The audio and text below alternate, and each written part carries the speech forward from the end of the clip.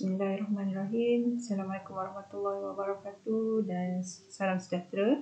So, hari ni kita akan tengok chapter yang pertama untuk subjek algebra, iaitu real numbers. So, apa itu real numbers? So, at the end of this topic, you should be able to understand the terms that involve in real number system and use appropriate law to simplify exponent, radical, and this semester we are not gonna take further discussion on log, so you can study on your own by googling. So this one is log is not in our lecture plan, so you can skip this and study on your own. And then at the end of this topic, you should be able to calculate and solve a equation which involve exponent and radical only. Okay, so let's go through our introduction. Okay, dia sebenarnya real number is value yang represent quantity, okay, along a continuous line. So simbol dia ialah ni bentuk R, tapi macam double R. And then apa yang nak kena tahu dalam real numbers ni, ibaratkan pembaris kita yang kita ada tu selalu jumpa 15 cm saja kan, ataupun 30 cm, tapi real numbers ni melibatkan lebih daripada tu, lebih daripada 30 cm, lebih daripada 1 meter pembaris yang buat sepat orang tu, lebih daripada tu, dan juga melibatkan nilai-nilai negatif. Okay, ini ialah sistem dalam real number. Okay, dipermudahkan dalam bentuk gambar. So, real numbers terbahagi kepada dua, irrational dengan rational. So, rational numbers ni pula terbahagi kepada tiga. Ada integer, whole number dan juga natural number. So, apa benda yang semua-semua ni sebenarnya? Okay, so kita tengok natural number ialah number yang kita gunakan untuk mengira. Simbolnya ialah n. Daripada 1 sampailah infinity. Triple dot ini bermaksud infinity. Okay. Whole number pula bermaksud natural number tapi ada zero. Maknanya zero ini, bila ada zero, kita panggil sebagai whole number. All positive number ialah natural number.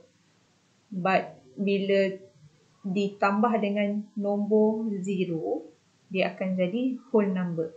Dan simbol dia ialah W. Integer pula ialah keseluruhan natural number. Dengan natural number yang ni, yang pertama, dengan opposite sign. Okay. Termasuk juga zero. So, dia ialah whole number yang ada opposite sign. Rational number, okay, simbol dia ialah Q. Dia ditulis ataupun dilihat sebagai ratio kepada dua integer. Ratio atas dan bawah lah. Biasanya ditulis dalam bentuk pecahan 3/4 ataupun nombor perpuluhan. So 4.5 ini juga boleh ditulis dalam bentuk pecahan. So nombor perpuluhan, nombor pecahan, itu ialah rational number. Okay, irrational number, dia tidak boleh represent ataupun ditulis sebagai ratio dua integer. Okay, dia punya decimal places tu tak boleh dihentikan ataupun tak boleh diulang.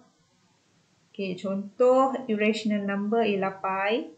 Panjang 3.1742 bla bla bla bla bla. Saya pun tak hafal. Okay, punca kuasa 3. Kalau tekan kalkulator, punca kuasa 3 keluar apa? E kuasa 2 dan juga punca kuasa 3, 2. Ini hanyalah sebahagian daripada contoh untuk irrational number.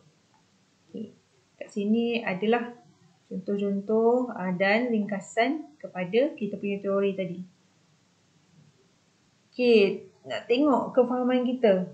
Betul ke salah? Okey, kalau salah, kena explain kenapa. So, adakah negatif 5 rational number? Rational number ni tadi apa? Ada integer, ada whole number dan juga natural number. Jadi, negatif 5 ialah rational number ataupun tak. Okey. Kena tengok balik. 0 integer ke bukan integer? Punca kuasa 16 is a natural number. Ni dalam kelas kita akan soal setiap seorang. Okay. So yang ni kena tengok kefahaman korang. Example B ni dalam kelas saya akan panggil seorang-seorang lah. Jadi buat dulu. Ulang kaji kefahaman masing-masing. Kemudian dalam real number ni kita ada properties. Dalam matematik biasanya memang akan ada properties, iaitu peraturan-peraturan yang boleh kita buat terhadap nombor-nombor ni. Okay. Untuk real number kita ada 4 properties, iaitu yang pertama commutative. Untuk any real number A dengan B. Okay, real number mana-mana A ataupun B, A dan B, nak letak real number X dan Y. Apa saja aksara, apa saja huruf yang korang nak, boleh di-represent sebagai real number. So, tak kisahlah A ke B ke, asalkan dalam bentuk huruf yang mudah difahami. Okay. So, yang pertama ialah commutative ni. So, yang pertama, A tambah B sama dengan B tambah A. Ini senanglah. So, bila addition, kita ada contoh kat sini 7 tambah 3. Bermaksud sama je dengan 3 tambah 7. Nilai dia akan dapat yang sama. So, yang mana duduk depan, duduk belakang, tak kisah. Begitu juga dengan darab. A darab B sama je dengan B darab A. So, contoh dekat sini. 2 darab 5 sama je dengan 5 darab 2. Ni memang semua contoh darjah 1 lah ni. Darjah 2. Okay. Properties yang kedua ialah associative. Bermakna ada 3 nombor kat sini. Okay. Hasil tambah dan juga hasil darab. Kedudukan dia tu ataupun ke mana dia, rumah kat mana yang dia ada, sama je rumah tu kat belakang ke kat depan, sama. Sebab dia ialah hasil tambah dan juga hasil darab.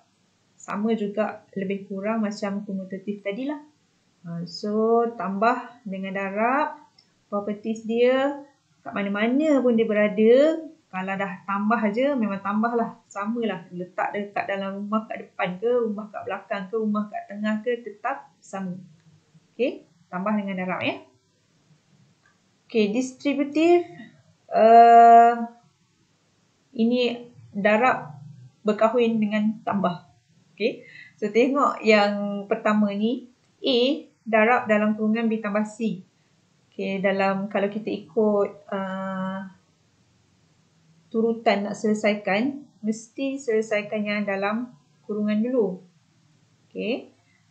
Sama ada nak buat macam tu ataupun dalam kat sini nak tunjuk contoh kepada properties distributive ni. So, A perlu didarabkan dengan B.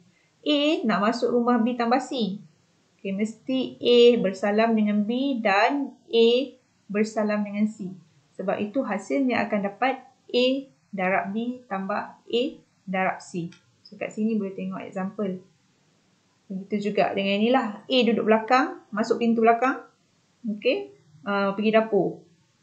Okay. Dia masuk rumah B tambah C, mesti salam dengan B, mesti salam dengan C.